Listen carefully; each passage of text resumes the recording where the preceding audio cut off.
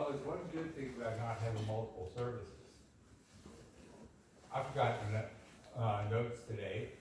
The printer at home messed up completely, and we had very few bulletins. I hope everybody got one. And my notes are gone. So I reconstructed them a bit just to see what I could do. But you realize we're a full month in to 2025. And I noticed something at the gym. Those first 2 weeks, even with the snow and ice and everything else, were crowded. They aren't anymore. It held true. Martin Luther King Day was the busiest day of the year. And by the end of the week, most of the regulars were still there, but all the newbies were gone for a while. And some of them will be back. And we hope they're back. We kept inviting them and encouraging them to be back, just like here. I think we went a couple weeks where we were in single digits. In fact, I was getting ready to call off church a second time, then I got a text message that showed somebody going out and shoveled the walk, so we couldn't do that. It's also Groundhog's Day. Has anybody here seen the movie Groundhog's Day? You just live the same day over and over and over again. Until you finally get it right. Do you have days that you kind of wish you could do over? Every day. I might got a little more romantic on that engagement thing if I could have. But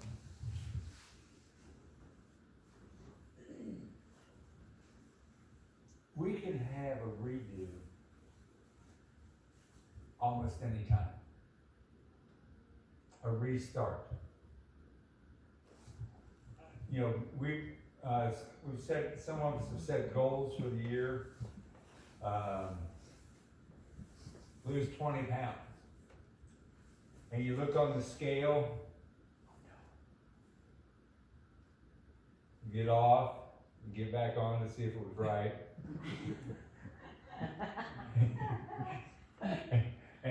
and you find out you lost a pound. If you've lost 1 pound, that's in the right direction, right? And the goal shouldn't be 20 pounds in 20 days. All that does, that is called, in the modern computer era, that's called clickbait. Oh, you can do it? No, you can't. 2 pounds a month? 1 pound every other week?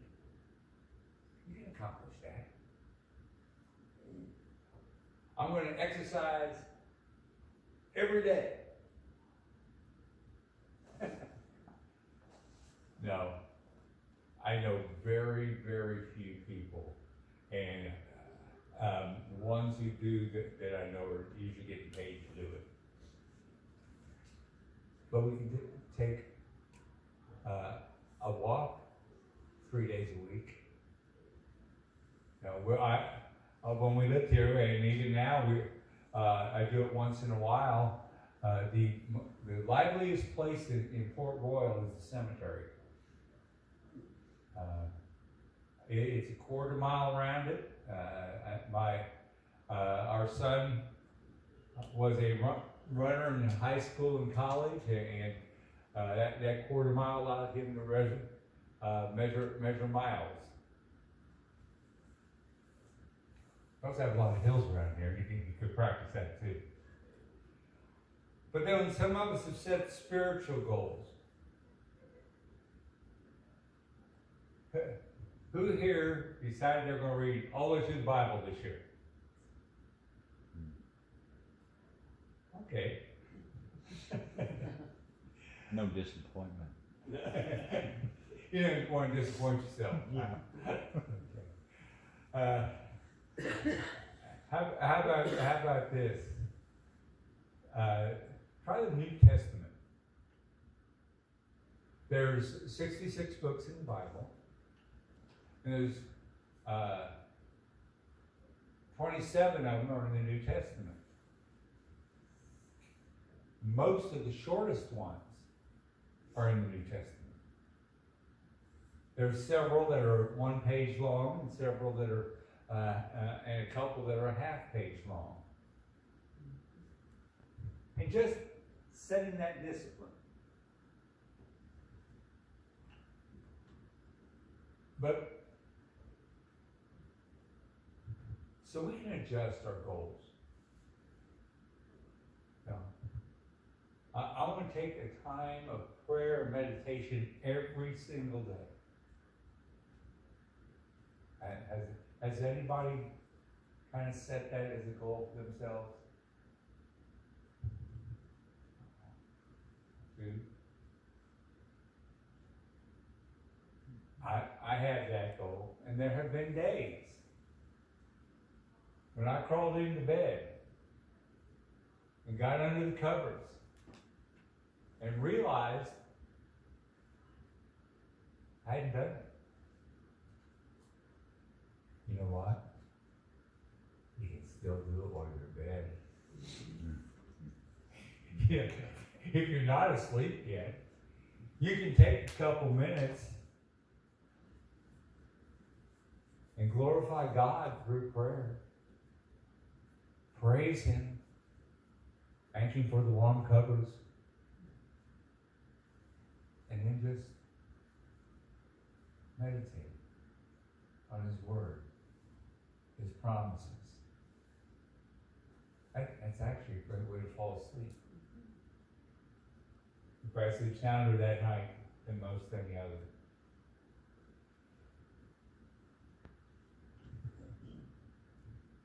The final way I want to talk about is that passage in Philippians that we read. Paul was thankful for the Philippians and their partnership with him. Whatever goal we set, there's somebody that we know that has a similar one. And in our daily conversations, we'll find that out. Having someone to hold you accountable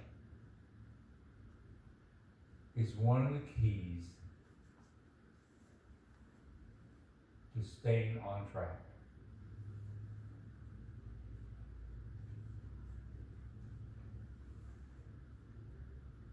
When I was at seminary, which I prefer to call cemetery,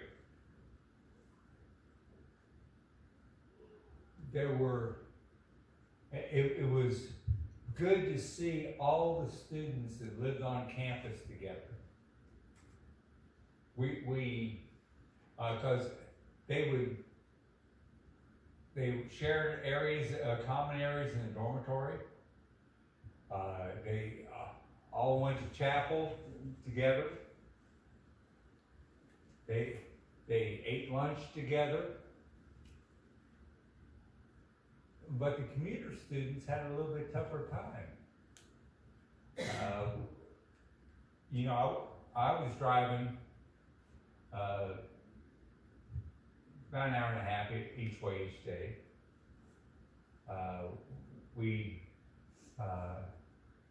Others were driving farther than that on the weekends. They were pastoring churches as far away as Alabama that I know of. And we didn't get to know each other nearly as well until one person put together a list. And he had he had a heck of a time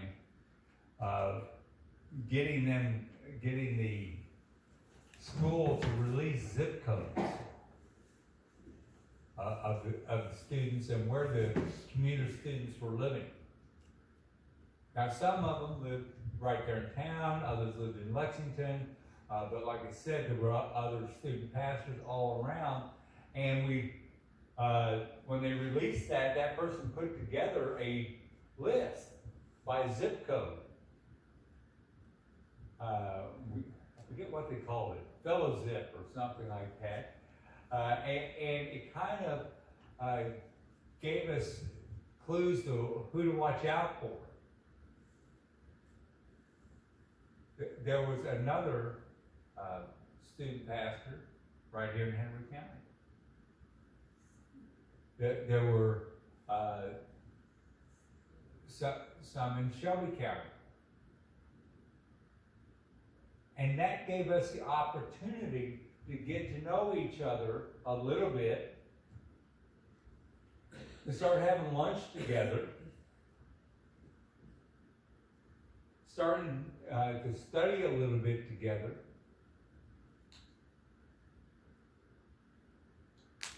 We all need that somebody in our life. And I'll be the chauvinist in the room. Guys, we need another guy. Gals, you need another gal. Because there are some challenges that are common to men, and the women just don't understand. And there are some challenges to the ladies that guys, we definitely don't understand. But if we can find that one or two people that we know we can rely on, that we can call up or text or meet with for breakfast or lunch or supper sometime, we can stay on track so much better in every single area of our life.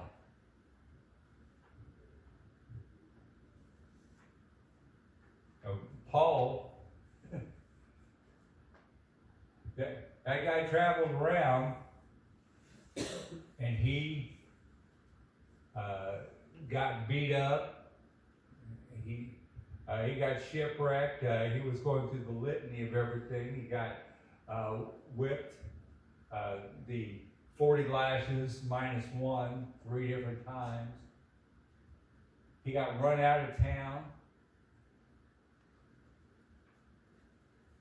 But there was always a small band of people with him. There was in fact, Luke, who wrote one of the Gospels, was one of the people who traveled with him part of the time. Timothy was another.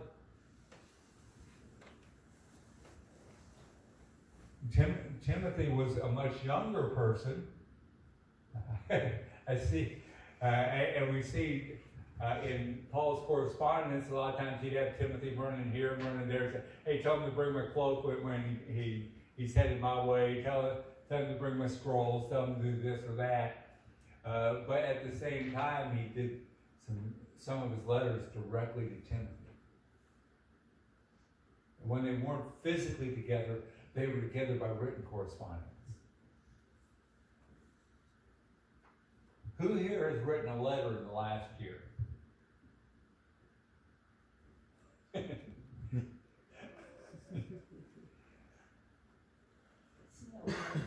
What? I'm the snail mail queen. Yeah. We just got a card back there from a wife of a pastor. They were here in the 70s. And we've got other cards in the office and stuff that when I got here, I threw away a lot of stuff. But I didn't throw away a single letter. I didn't throw away any written correspondence. Because that is a record of the history of who we are.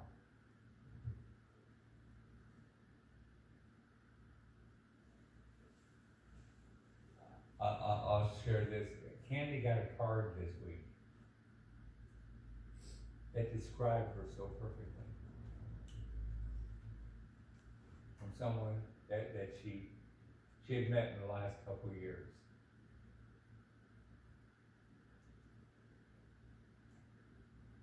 Every once in a while, it takes the written word to express what we want to express. One of my resolutions this year was to journal, to write down some of the things that had happened and were happening, and doing all this. I've started this project at least a dozen times. And so far this year, I've got 0 entries. I will have one by the end of the week. In fact, I may have one by the end of the day. Just something I'm thinking about. Might be a challenge, might be a praise. But if I say it here, now I'm held accountable. One of y'all might ask me, hey, did you get that done? That's why I say, guys, we got to get with each other, because the gals will pound us to death.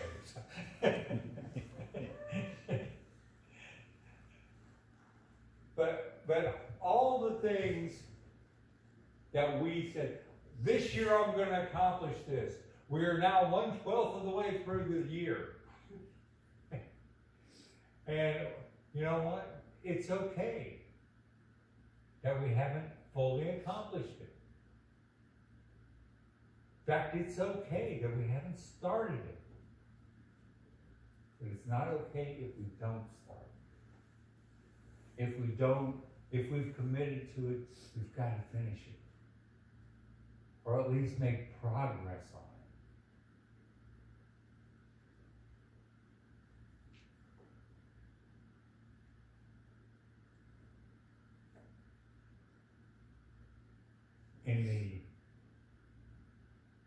During the Vietnam War, and I forgot to look up who sang it,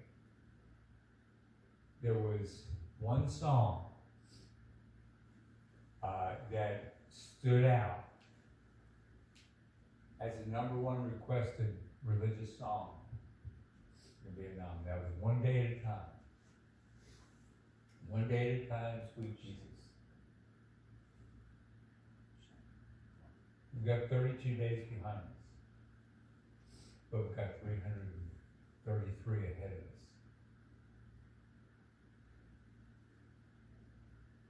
We all know somebody that's got a similar goal in mind that we can talk to and share with. Let's do each of these things.